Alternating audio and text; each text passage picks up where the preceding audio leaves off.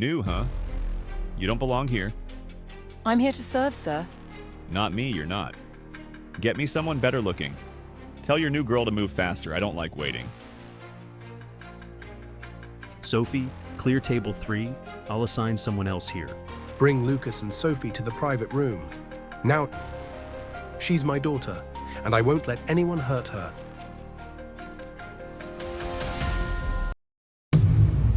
Plot twist story.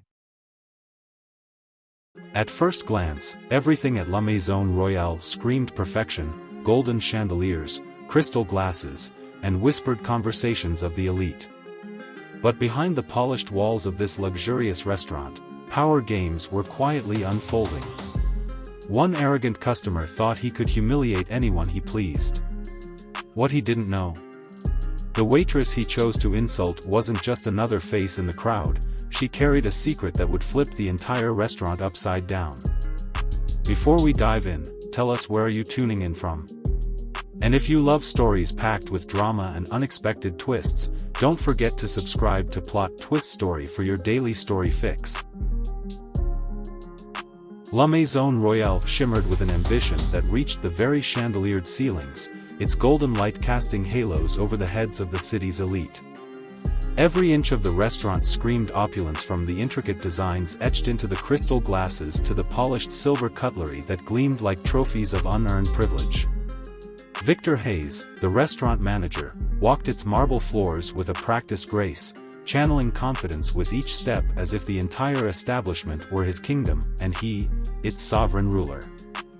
Yet, for Victor, that night felt laced with an unsettling tension, a capacity for dread buried within the routine. His most esteemed guest was due to arrive: Lucas Morgan, son of a powerful politician whose influence rippled through every corridor of authority in the city. Lucas was notorious, not just for his lineage, but for his arrogance, the way he wielded his status like a weapon, cutting through respect and decorum with ease. At precisely 8 o'clock, Lucas strode through the doors, exuding an air of entitlement that wrapped around him like a bespoke cloak. He tossed his coat toward the hostess as if the very fabric of tradition were beneath him, and sank into the best window seat without the courtesy of waiting for permission. The moment he settled in, Victor approached, masking his anxiety behind a well-practiced smile that belied the power dynamics at play.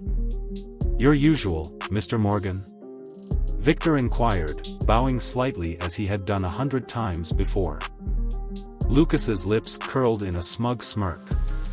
"And tell your new girl to move faster. I don't like waiting."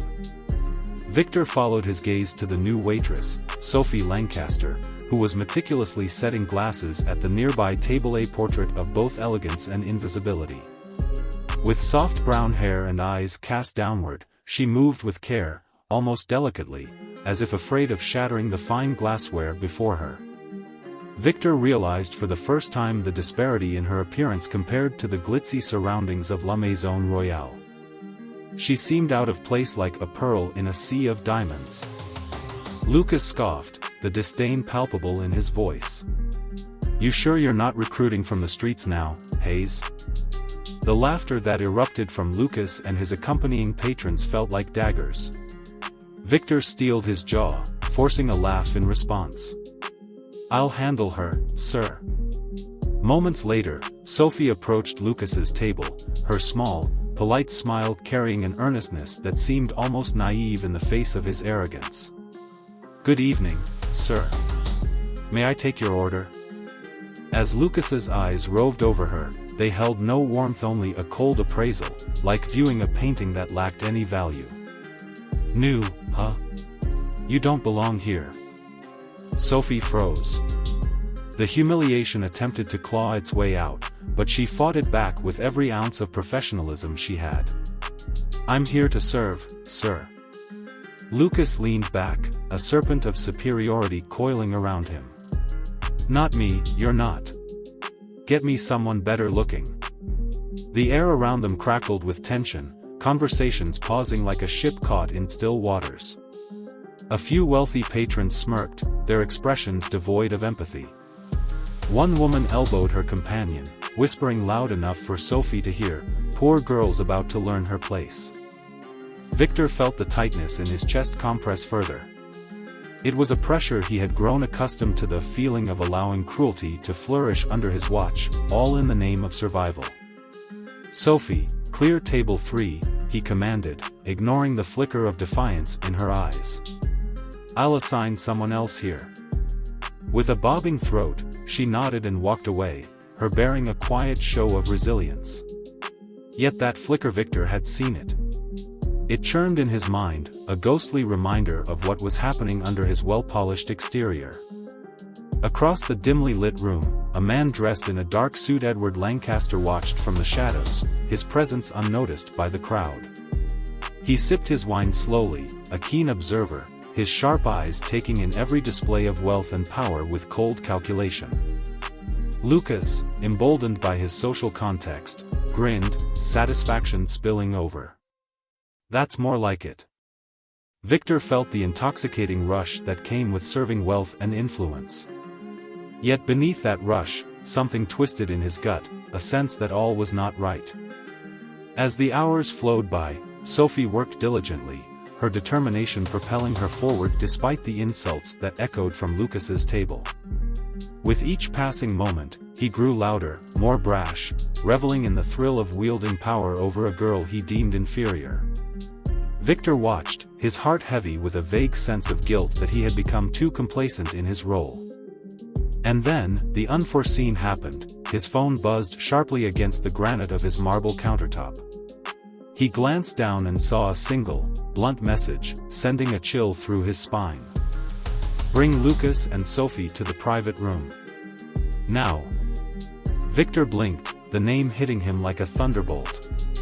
Edward Lancaster. The name seldom appeared on staff rosters, but everyone in the industry knew him as the silent owner, a ghost figure whose presence loomed heavily over their lives, never showing up unless the situation demanded drastic measures. Victor's throat tightened, a prickling sense of dread creeping through him. "Mr. Morgan," he said, his voice trembling slightly, "the owner wishes to greet you personally." Lucas smirked, an infuriating blend of arrogance and entitlement. "About time." They walked together, Lucas striding boldly, Sophie trailing quietly, and Victor nearly dragging himself along, dread pooling in his stomach like a toxic weight. In the private room, Edward Lancaster stood with a stillness akin to that of a predator. His silver hair framed a face that wore years of wisdom and authority. Sharp eyes surveyed the three before him, calm but exuding an air of impending storm. Lucas swaggered in confidently, the bravado of youth blinding him to the dangers that awaited. "You called, boss?" The smile that curled Edward's lips was devoid of warmth, cold like the winter night outside. "Sit." Lucas complied, flopping into a chair as if it were his throne. "So, what's this about? I hope you're not wasting my time over some stupid waitress." Edward's gaze shifted to Sophie, his expression softening just slightly. "Sophie. Do you know who she is?" Lucas chuckled, too amused to understand the gravity of the question. "No.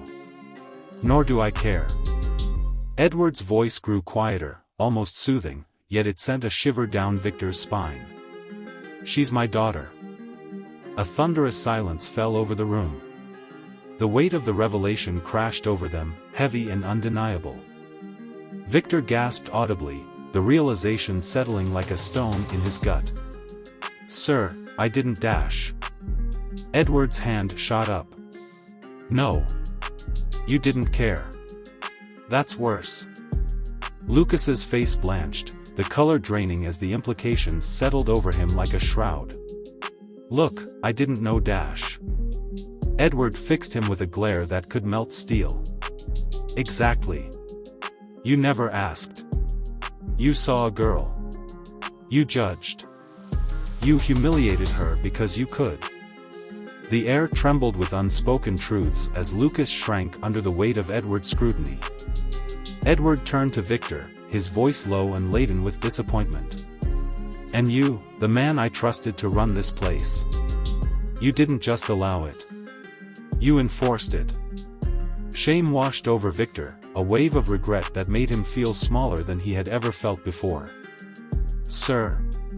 I thought I was protecting the restaurant. Edward's laughter was cold and sharp, slicing through Victor's defenses. By siding with filth like him? By throwing away your staff because they don't shine on the outside? Sophie remained silent, tears glistening in her eyes, yet she held them back with quiet strength. I wanted to quit, Dad. When he said that, it crushed me. I thought there was no point. But I stayed. Because I needed to know if this place was worth it. Edward turned to her, a flicker of pride in his icy gaze. And what do you think now? Sophie searched Victor's eyes, looking for some semblance of understanding. I don't know yet. Edward nodded, his demeanor shifting slightly. Fair. That's why Victor stays. He will fix this. Or he will leave in disgrace. Lucas leapt to his feet, indignation swirling in his chest. You can't dash. Edward's glare turned volcanic, the temperature in the room shifting dangerously. Get out. Lucas hesitated, the room's dynamic shifting decisively with Edward's words. He left the room, shoulders hunched, the grand illusion of power crumbling around him. Alone, Victor sat in the empty dining room that night, staring into the abyss of his own making. The opulent restaurant felt hollow without the shimmering laughter of patrons, and that unsettling dread lingered. The echoes of his decisions rang in his ears, a cacophony of regret. Sophie found him there, an unexpected presence cutting through the midnight silence. She settled into a chair across from him, her expression calm yet piercing. You're not fired, she said simply, as if sensing the storm brewing within him. Victor snorted, the bitter taste of reality settling firmly on his tongue. Might as well be.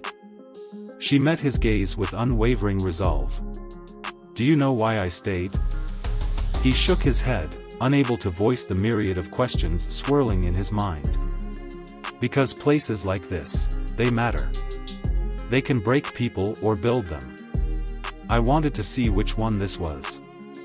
Victor's throat worked, the weight of her words settling over him. And? Sophie smiled, though it carried the weight of experience beyond her years. It's broken. But maybe it can be fixed. Victor laughed bitterly, the sound a haunting echo of his own colliding emotions. You want me to fix it? Sophie shrugged, the nonchalance tinged with sincerity. You broke it. They fell into silence, two souls grappling with the remnants of a shattered reality in a world built upon facades and false pretenses. Finally, Victor whispered, "Teach me." Sophie blinked, caught off guard by his vulnerability. What? Teach me, he repeated, his voice steady yet humble. How to see people again. Sophie regarded him carefully, a spark of hope igniting within her. Okay. But it won't be easy. Victor managed a weak smile. Nothing worth it ever is. The days that followed proved challenging yet transformative. Sophie worked alongside Victor, patiently guiding him through the process of rebuilding something that had once felt irreparably broken.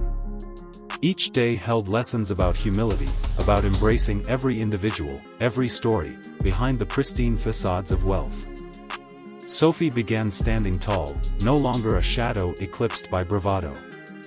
She took pride in her work, her dignity woven into every action. Victor observed intently, learning to recognize the flickers of humanity in those who had once faded to the background. Conversations shifted, laughter returned to La Maison Royale, but it was tempered by respect, resilience, and understanding. As patrons entered, Victor greeted them not as mere customers but as individuals, each with their own narrative deserving recognition. He actively sought to create an environment where everyone was valued, where dignity reigned above the superficial trappings of wealth. Sophie's thoughtful interaction with customers began earning her praise, her presence igniting deeper connections that traversed statuses. Each day marked a renewed commitment to the principles of respect and kindness, an effort neither simple nor smooth, but one invigorated by the promise of redemption. Through this rebuilding, Victor wasn't just transforming a restaurant. He was facing his own demons, unlearning a lifetime of conditioning that had prioritized status over humanity. Together, he and Sophie forged a new vision for La Maison Royale, a place not merely laden with gold and riches, but one enriched with respect and compassion.